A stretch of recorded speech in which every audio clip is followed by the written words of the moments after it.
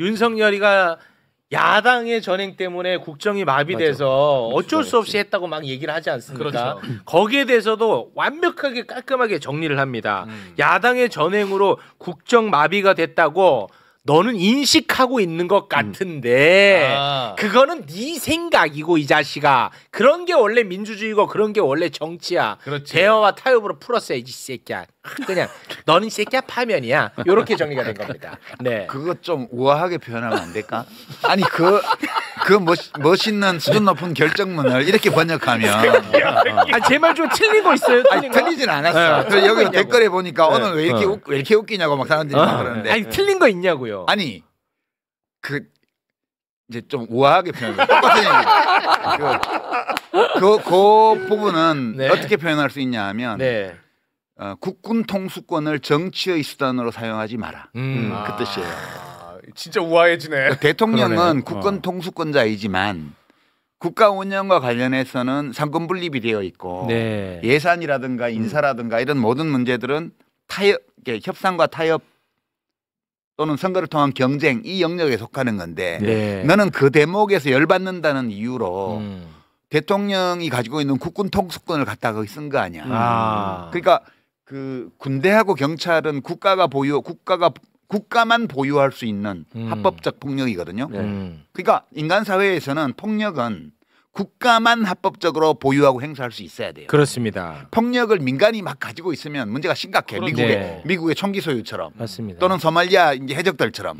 그러니까 평화로운 세상이 되기 위해서는 폭력 특히 합법적으로 폭력을 행사할 수 있는 주체는 오로지 국가만이어야 해요. 그렇기 때문에 대통령 중심제 국가에서 대통령한테 국군 통수권을 줘놓은 거거든. 그런데 이거는 국민을 위해서 행사해야 되는 국가를 위해서 행사해야 하는 제한이 있는 거예요. 아, 그렇죠. 근데 이걸 함부로 쓸 위험이 있기 때문에 그 불소추 특권의 내란죄를 빼놓은 거예요. 다른 범죄는 다 대통령직 수행하는 동안은 기소를 못하게 해놨는데 내란죄를 예외로 한 거는 대통령이 국가의 합법적 폭력을 국민을 위해서가 아니라 국민에 대해서 행사할 위험이 내재하고 있기 때문에 그거를 막기 위해서 내란죄를 예외로 해놓은 거거든요. 근데 정확히 이제 윤석열이 그 짓을 했어. 거기에 맞는 근데 거지. 그거에 대해서 헌법재판관들이 오늘 한 판결의 요지는 정치의 수단으로 국가 폭력을 사용하지 마라. 너가 국가 폭력을 정치의 목적으로 국민에 대해서 행사했기 때문에 너는 국민의 신임을 배신한 것이고 너는 파면돼야 돼. 라고 한 거기 때문에 똑같은 말도 그러네. 좀 다르죠. 이 언어가 많이 중요하네. 아니 그런데 내가 군사 전문가로서 한 말씀 드리자면 이 통수권이라는 말은 없는 용어인데 우리나라만 유달리 이거를 남용하는 언어입니다. 국군 통수권. 많이 쓰는 저는. 아니 그러니까 이게 일본 군국주의에서 나온 용어예요. 그때 천황이 그 일본 왕이 저기 군의 총사령관을 지휘하고 지도했다고. 그리고 내각은 그 밑에 있었어요. 여기서 나온 게 그 통수 비결이라는 책이 나온 게 그게 유래가 돼가지고 군 통수권이란 말이 생긴 건데 그건 일본의 그때 천황제를 뒷받침하기 위한 제도였던 겁니다. 그랬는데 한국으로 이게 건너와. 그래가지고 제왕적 뭐 유신 권력 뭐 만들어. 그런 다음에 맨날 국군 통수권자라고 하는 거예요. 이거 다음 헌법 개정 때 이거 확실히 빼버려야 됩니다. 우리 헌법에는 이 통수권이라는 단어가 있어요. 들어갔어요. 대통령은 국군을 통수한다. 이렇게 나와 있는 거예요. 요 한 줄이 그 근거가 되는 거예요. 너무 굉장히 제왕적인 의미가 있네. 제왕적인 시대 이게 군국주의. 근데 원래 대통령이라는 게 왕에서 온 거잖아요. 미국에서 이제 최초의 왕 없는 나라를 만든 게 미국인데 미국이 이제 영국에서 독립해서 최초의 그 국가를 세울 때 헌법을 그렇게 만들었고 그때 조지 워싱턴이 2번만 하고 물러났잖아요. 그때 이제 계속 하라고 그랬다고요. 밑에 사람들이 계속 하라고 대통령을. 그랬더니 연임 제한 규정이 없었기 때문에 조지 워싱턴이 우리가 여기 와서 공화국을 세운 이유는 왕이 없는 나라를 만들려고 한 건데 내가 계속 대통령을 하면 내가 왕이 되는 거예요. 그렇게 해서 2번만 하고 그만뒀고 그렇기 때문에 1940년대에 그 프랭클린 루즈벨트인가요? 그죠? 프랭클린 루즈벨트 대통령이 2차 대전 중에 4번 당선이 됐는데 그분 이전에는 3번 도전한 대통령이 아무도 없었어요. 그리고 지금은 이제 나중에 그 연임 제한 규정이 만들어져서 2번밖에 못 하게 돼 있는데 트럼프가 또 고쳐서 나 3번 할까 이렇게 최근 말을 했더라고. 그러니까 이제 트럼프는 지가 미국 역사에서 제일 위대한 대통령이고 두 번째가 조지 워싱턴이라고 주장하는 사람이니까. 그러니까 이 조지 워싱턴이라는 사람이 그 왕이 되기를 거부한 이유가 미국 대통령도 연방군에 대해서 대통령이 어마어마한 전쟁 선포권부터 다 갖고 있잖아요. 그게 전부 영국 왕의 권한이 대통령으로 넘어온 게 미국 헌법의 대통령 권한이에요. 그래서 우리도 그 영향을 많이 받았죠. 전반적으로 대통령 중심적 국가가 세상에 별로 없는데 우리나라는 그 몇 안 되는 대통령 중심적 국가 중에 특히 남북 대치 관계에 있는 그 전쟁이 안 끝난 대표적인 나라고. 그러니까 이제 내용은 다 왕제에서 건너온 거예요. 이 그러니까 헌법 권력구조 조항들이. 그러니까 이제 그 취지가 이런 남용을 못하도록 못하니까 헌법에 어떤 규정을 둘 필요가 있다는 이게 함정이 있는 겁니다. 그래서 대통령이 국군을 통수한다 그러지만 헌법에는 군사에 관한 것은 항상 문서로서 한다. 이렇게 돼 있어요. 그런데 우리가 군인이 통수라는 걸 어떻게 이해하냐면은 대통령이 군의 최고 사령관이면서 우리를 지배하는 사람으로 인식을 한다는 거예요. 네. 그건 아니거든. 민주주의 그래서 사회에서. 동원하는데 거부를 못. 그건 아니는 거거든. 중요한 얘기네 이런 얘기가. 그러니까 이게 다시는 쿠데타가 불가능하게 만들려면 이거부터 시작해야 되는 거예요. 그 예컨대 특전사령관이 이제 헬기 타고 가서 국회를 점령해. 이렇게 명령을 들었을 때 거꾸로 용산으로 가서 대통령을 체포해서 봐요. 원래는 그래야 되는 거거든요. 원래 그래야 돼. 왜냐하면 불법적인 명령을 내린 거기 때문에. 이게 지금 나중에 이제 형사재판 다 끝나봐야 알겠지만 내란죄로 지금 기소가 되어 있잖아요. 네. 윤석열이 내란죄를 저지른 거야 현직 대통령이. 네. 그러면 예컨대 어떤 사령관 하나가 이거는 내란인데 헌법하고 법률 찾아보니까 대통령이 지금 내란 행위를 명령한 거야 우리한테. 계엄 당시에. 네. 이거 안 돼. 그렇지. 그래서 야 국회 일단 출동을 하는데 담장 밖에만 있고 들어가지 마. 그러고 국회의원들하고 직원들은 다 들여보내. 그렇게 하고 계속 명령을 내리면 용산으로 쳐들어가고 체포해버리는 거야. 원래 그렇게 할 수 있어야 되는 거죠.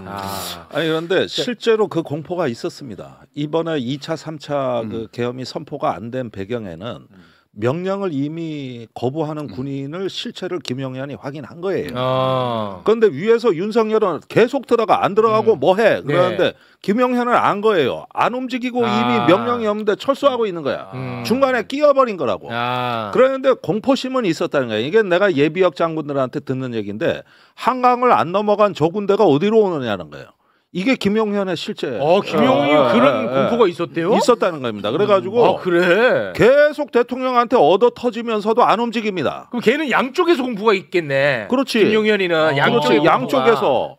그리고 대통령 입장에서 보면은 아니 저기 뭐 까라면 까야지. 계속 밀어붙이라는데 왜 안 해? 이렇게 들들 볶아. 결심지원실에서. 그러니까 6번이나 전화를 해가지고 왜 국회의원 안 끌어내라고 경찰청장한테는 맞습니다. 막 했는데 군인들한테는 그렇게까지 못한 거예요.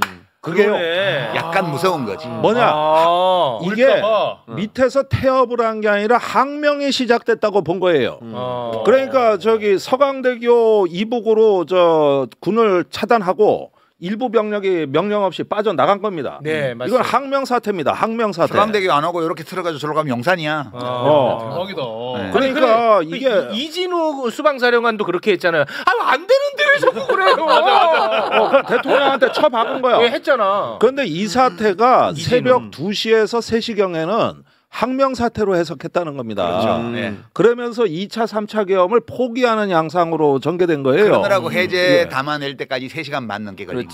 그러면 아까 그 헌재 선고문에서 그 저기 군의 소극적인 대응과 시민들의 저항으로 나는 이게 참 핵심을 찌르고 있다. 결정문을 잘 썼어요. 제가 잘 쓴 거예요. 교수선 직업을 가진 사람으로서 잘 썼죠? 문장도 비문이 거의 없었고요. 그 의사 전달도 굉장히 명료하게 되었고 논리적인 구조도 상당히 수준 높았고요. 그런데 그거를 최욱 씨가 막 너 이 새끼 이렇게 하는 바람에 내가 약간 조금 우아하지 못해.